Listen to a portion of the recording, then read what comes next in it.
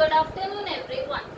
As you know that we were discussing the topic restriction enzymes. Restriction enzymes are the enzymes that are used to cut the DNA. As you know that in DNA recombinant technology, we are cutting the DNA from one organism and then we are inserting that piece of DNA in the host or in the other organism. So these enzymes, these are used to cut the DNA at specific positions. Clear? Now let us talk about naming of restriction enzyme. How these enzymes are named. There are a few rules. First rule is first letter of the name of the enzyme is taken from the first letter of the genus. Let me give you a basic example regarding this. Like suppose there is an organism E. coli, that is Escherichia coli. It is a bacteria, right? So Escherichia coli is there. From this organism, a restriction enzyme is being obtained. Then how we are supposed to name that enzyme? The first letter of the name of the enzyme is taken from the first letter of the genus. As you know, this is genus and this is species, that is specific epithet. So if I have to name the restriction enzyme that I am getting from Escherichia coli, then how will I name it? First letter of the genus, that is E. Then second rule, from the species two letters are taken, initial two letters are taken. So two letters C and O. C, O. Am I clear? First rule is from the genus first letter is taken and that first letter will become the first letter of the name of the enzyme. Then from the species two letters are taken and these two letters, these two initial letters, that is CO, they will become the second and third letter of the name of the restriction enzyme. Then next, third rule, strain of the bacteria or strain of the organism from which we are taking out the enzyme. Suppose here we are taking the strain RY13, that is Escherichia coli RY13 is the full name. Okay, Escherichia coli RY13. So this is the species, this is the genus, this is the species or specific epithet, and this is the strain of the bacteria. Now third rule states that from the strain, the first letter is taken. The first letter is capital R, so here capital R will come. Am I clear? In first rule, the first letter of the genus is taken, then two letters of the species are taken, and then the strain, the first letter of the strain is taken. Clear? Now next, 1, 2 or 3 or 4 or maybe more than that. Suppose from Escherichia coli RY13, from this bacterium, I took out first restriction enzyme. So I'll name it as EcoR1. Am I clear? From the same bacterium, from the same Escherichia coli RY13, many restriction enzymes can be obtained. So here, the number at which the enzyme has been isolated is mentioned. Means if I have mentioned 1, it means this is the first restriction enzyme that is obtained from Escherichia coli RY13. Am I clear? If I am writing EcoR second, this, it means that this enzyme is taken out at the second number by the scientist. Firstly, this was taken out. Am I clear how the enzymes are named. You know about their function very well. So now let us talk about the recombinant DNA technology or genetic engineering. How we are changing the genetic makeup of an organism.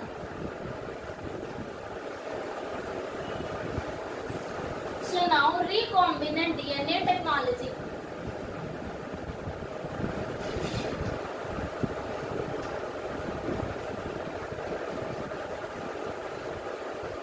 Now as you know that we have discussed a few steps.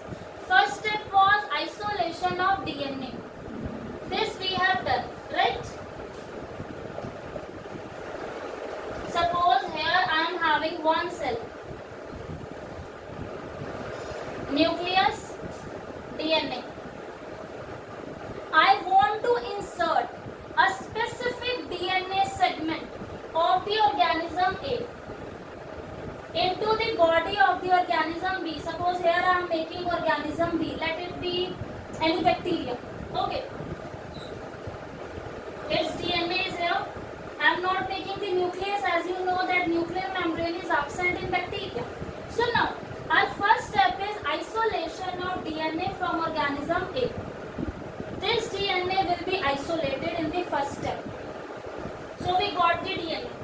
The DNA is basically double-stranded like that. We have discussed its structure in detail. Clear? This is done with the help of the various enzymes that we have done.